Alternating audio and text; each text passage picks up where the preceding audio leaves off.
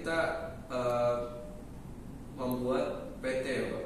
Kita tuh ada PT di bidang percetakan. Oke, dan ini strukturnya.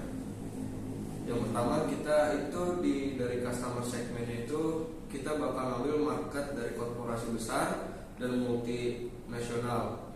Jadi itu kayak dari company profile, annual report, dan dokumen tender. Kemudian kita marketnya ada juga pemerintah dan lembaga negara, yaitu membuat cetakan dokumen formal, buku laporan, kebutuhan proyek. Dan juga kita ada UMKM dan startup.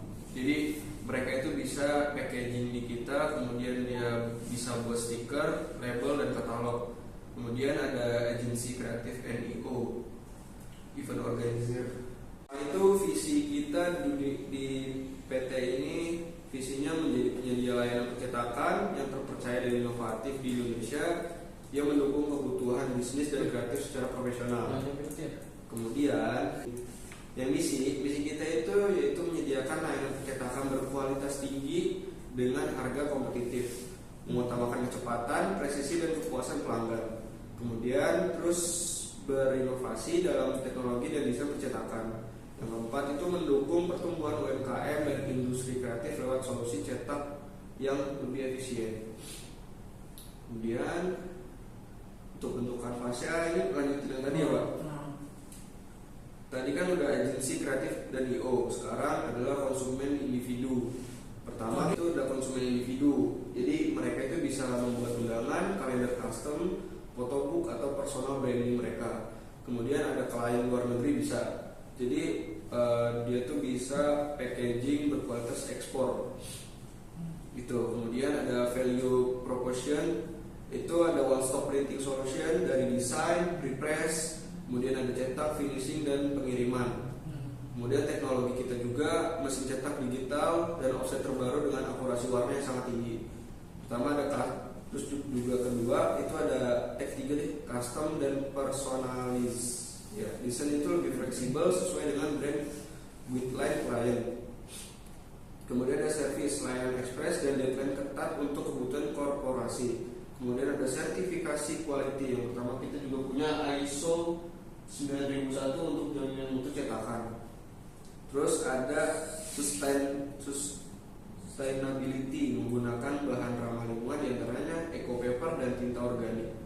Channel kita pertama ada di kantor pusat dan cabang fisik, kemudian ada platform digital, marketplace, terus kemudian ada tim sales corporate dan APA integration.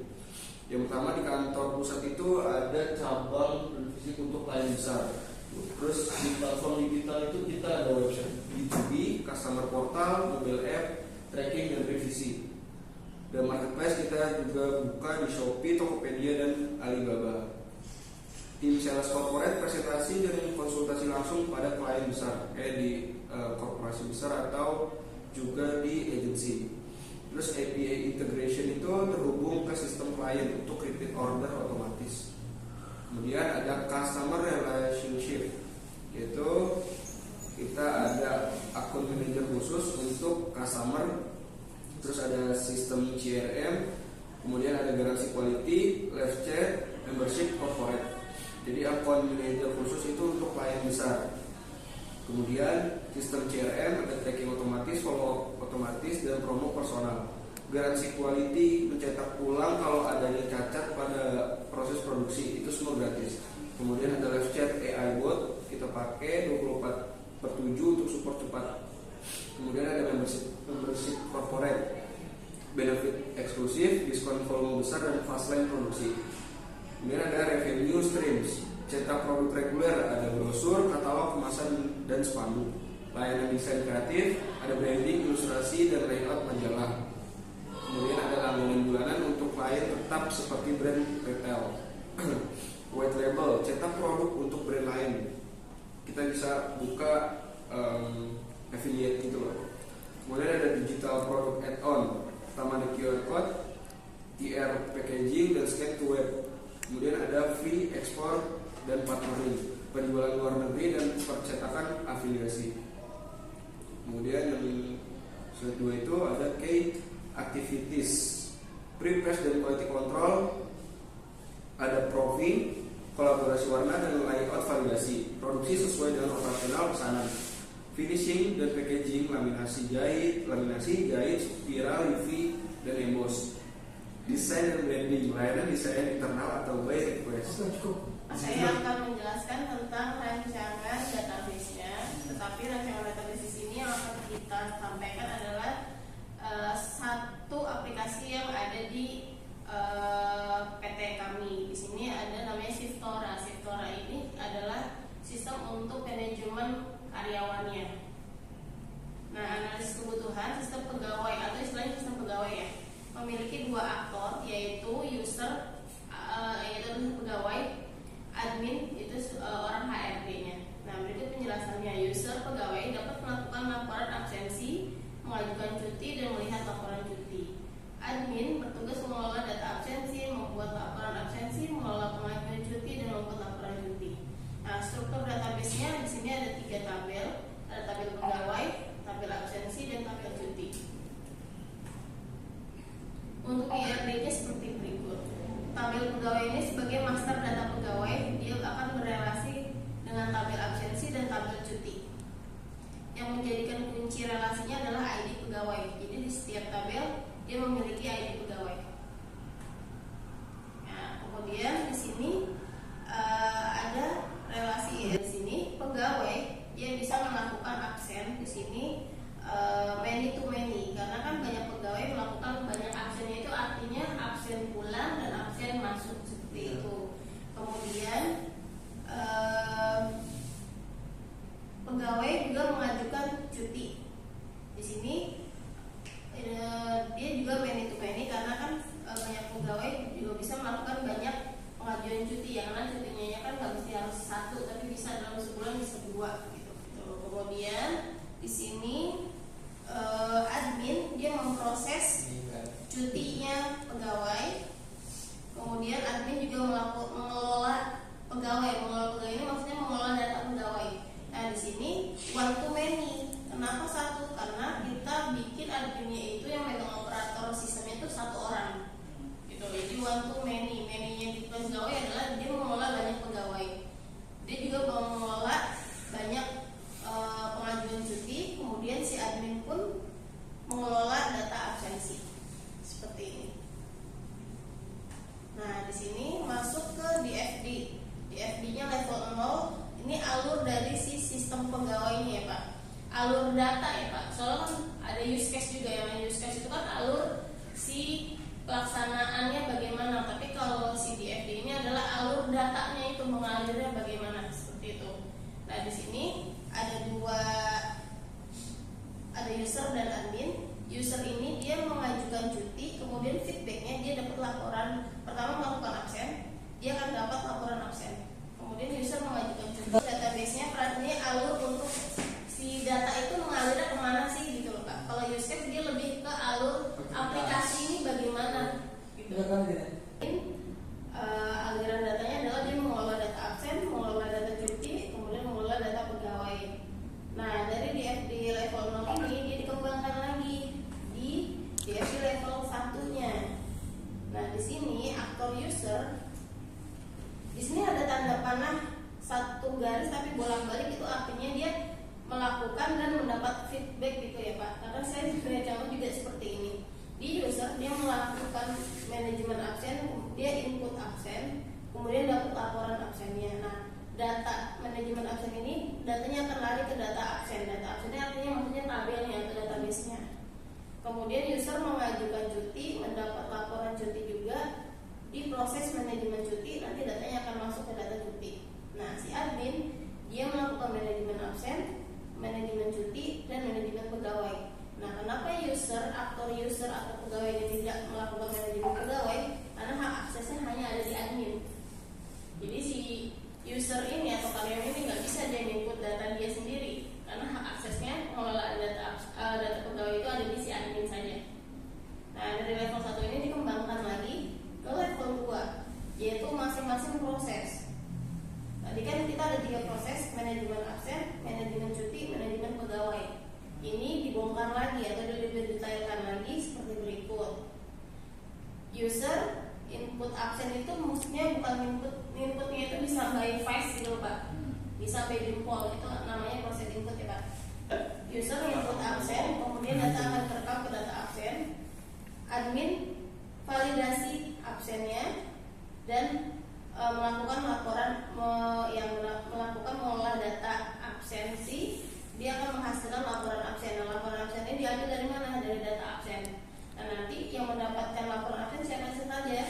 Yaitu si user sama si admin. Nah, ini proses yang kedua itu pengajuan cuti. Proses sama user mengajukan cuti, data akan masuk ke data cuti. Dan terakhir itu pengelolaan data pegawai. Di sini hanya ada aktor admin saja, dia input data pegawai, kemudian mendapatkan laporan data pegawai. Untuk rancangan database-nya sampai di sini. Untuk proses use case dan lain-lain itu akan ada di perancangan aplikasinya yang akan disampaikan oleh Akmal. Selanjutnya ada perancangan aplikasi pada perusahaan kita. Yang pertama ada Ledgerly, yang kedua ada Wiremaster, yang ketiga ada Sipora. Nah, sedikit penjelasan tentang Ledgerly. Pertama, tujuan aplikasinya itu untuk mencatat pemasukan, pengeluaran, dan laporan keuangan perusahaan yang memiliki beberapa fitur. Yang pertama ada input data transaksi, kas masukan atau pengeluaran, kategori transaksi, laporan bulanan buat menghitung neraca dan laba rugi kan. Selanjutnya ada untuk mencetak laporan dan approval pengeluaran yang menggunakan front end-nya HTML, CSS, JavaScript, back-end-nya dengan PHP plus Laravel dengan database MySQL. Selanjutnya use case diagramnya seperti ini. Admin bisa melihat transaksi, begitu pun dengan manajernya. Admin bisa menginput transaksi, bisa login, generate laporan, ekspor laporan, dan mengelola kategori. Sementara manajer dapat melihat transaksi, menyetujui laporan, dan login. Selanjutnya ada flowchart untuk admin. Yang pertama mulai login, kemudian masuk ke finance dashboard. Yang pertama bisa melihat transaksi, input transaksi, generate laporan, kemudian memilih kategori, menganalisis pengeluaran dan pemasukan, selesai. Selanjutnya untuk input transaksi, untuk input transaksi kita cek jenis transaksi, kemudian masuk ke bagian jenis transaksi, incoming, tracking, expense management, debit, dan credit tracker. Kemudian kita update, selesai. Untuk generate laporan kita pilih kategori, kemudian ada jenis transaksi, income tracking, expense management, debit, dan credit tracker. Kemudian kita create untuk generate laporan, selesai. Kemudian ada manager, project untuk manager. Karena tadi sebelumnya dia cuma si manager hanya bisa approve, login, dan melihat, jadi hanya seperti ini. Login, melihat transaksi, pilih kategori, analisis pengeluaran dan pemasukan, begitu pula dengan approve, kemudian selesai. Selanjutnya ada Wiremaster. Dengan tujuan aplikasi mengelola stok barang, penerimaan, dan pengeluaran barang dari gudang supaya lebih tertata dalam perusahaan barang-barang stok dan order. Ya, dengan beberapa fitur. Yang pertama ada input barang masuk dan keluar, notifikasi stok minimum, kategori barang, laporan stok, barcode, scanner. Ini opsional, bisa kita tambah untuk mempermudah operator di warehouse. Bisa juga tidak. Dengan teknologi bahasanya front-end-nya HTML, CSS, dan JavaScript, back-end-nya PHP dan Laravel dengan database MongoDB. Kemudian yang pertama ada use case diagram. Untuk use case diagramnya, yang pertama admin bisa menginput stok barang, melihat stok barang, input stok barang, login, generate laporan, ekspor laporan, dan mengelola kategori barang. Kemudian ada petugas lapangan dapat melihat stok barang, pengajuan untuk pembelian barang, kemudian bisa login. Yang ketiga ada purchasing untuk approval pembelian barang, karena untuk menyetujui uang masuk dan uang keluar kan ada di purchasing untuk melihat pembelian barangnya kan. Selanjutnya ada flowchart untuk admin. Ya, kan? Tapi kita mulai, kita pilih masuk ke menu, pilih lihat stok, input stok barang, update stok barang, dan generate laporan. Untuk lihat stok barang kita pilih kategori, kemudian lihat dan selesai. Untuk input stok barang kita pilih kategori. Di sini ada pilihan barang sudah ada atau tidak. Jika tidak, kita input stok barang. Kemudian input quantity barang, pilih jenis barang, input nomor rak, update, selesai. Jika sudah ada, kita langsung masuk ke input quantity barang. Barang yang dimasukkan berapa dan tipenya apa. Kita pilih jenis barang, urgent, indent, atau stok. Kemudian input nomor rak, update, selesai. Ada generate laporan, pilih kategori, check quantity, print, update, selesai. Kemudian ada tugas lapangan, kita login, masuk ke menu, lihat stok, pengajuan barang. Untuk melihat stok kita pilih kategori, lihat. Untuk pengajuan stok barang kita pilih kategori barangnya apa. Kemudian ada apakah barang sudah ada. Jika tidak ada, kita input nama barang, input quantity barang, kita pilih jenis barang, urgent, indent, atau stok. Kemudian kita print, lalu kita menunggu approval dari purchasing. Kemudian selesai. Jika sudah ada, kita input quantity barang, kemudian kita pilih jenis barangnya, urgent, indent, atau stok. Kemudian kita print, menunggu approval purchasing. Sementara untuk purchasing hanya untuk melihat dan mengapprove pengajuan barang. Mulai login, kita masuk ke menu untuk melihat stok atau approval pengajuan. Untuk melihat stok kita pilih kategori, lihat, selesai. Untuk approval pengajuan, cek jenis urgency, apakah barang tersebut urgent, indent, atau untuk stok. Kemudian jika sudah dilihat barangnya, di sini ada decision untuk mengapprove. Jika tidak, maka langsung selesai. Jika di-approve, maka print, kemudian selesai. Selanjutnya ada Sifora. Dengan tujuan aplikasi memudahkan human resource dalam mengelola absensi, kehadiran, jam kerja, dan jadwal karyawan. Dengan beberapa fitur, yang pertama karyawan bisa login, begitu juga dengan admin. Ada cek dan input absensi, kemudian rekap jam kerja pada mingguan dan bulanan, membuat dan melihat jadwal kerja, notifikasi keterlambatan, ekspor laporan absensi, kemudian ada pengajuan dan approval cuti. Teknologi bahasa yang digunakan, front end-nya menggunakan HTML, CSS, dan JavaScript, back end-nya PHP dan Laravel dengan database MySQL. Dengan use case diagram yang seperti ini. Pertama, HR bisa mengelola cuti, input absensi, login, generate laporan, rekap jam kerja, dan mengelola kategori. Kemudian untuk karyawan bisa melihat absensi, lihat keterlambatan, login, lihat cuti, dan pengajuan cuti. Untuk flowchart-nya, yang pertama flowchart untuk human resource-nya kita mulai, kemudian masuk ke dashboard Sifora kan. Ada input schedule, lihat absensi, rekap absensi, approve cuti. Yang pertama kita untuk input absensi ada pilih bulan dan tahunnya, kemudian ada input absensi, print, selesai. Kemudian untuk lihat absensi kita pilih bulan dan tahunnya, analisis jam kerja, apakah ada keterlambatan. Ini untuk pegawainya. Oke, kita lanjut ke langsung ke UI UX-nya. Pertama ada apa ya? Login page ya kan untuk si karyawan. Pertama kita masuk ke akun karyawan dulu. Di sini ada sebagai manajer engineering, Akmal kan, perjanjian waktu tertentu yang artinya kalau tetap, sisa cuti ada 11.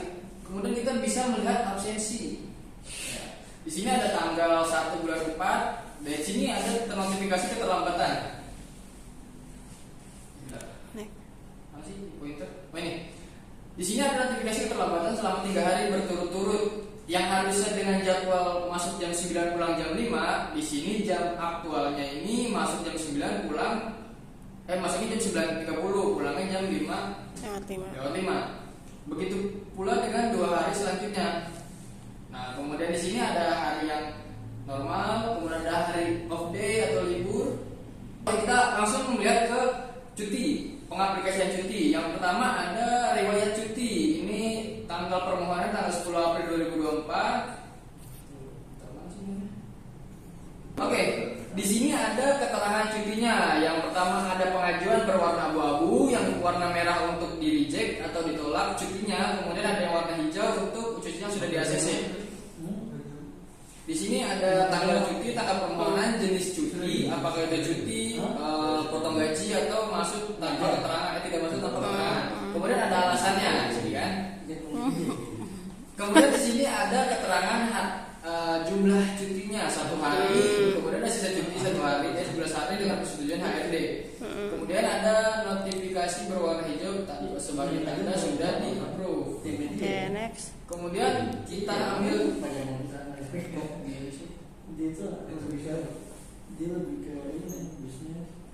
Oke, kemudian kita ambil contoh untuk menambah cuti baru. Kita take leave. Kita ambil untuk tanggal 1 dengan jumlah hari berapa? Satu ya? Satu aja. Oke, 1.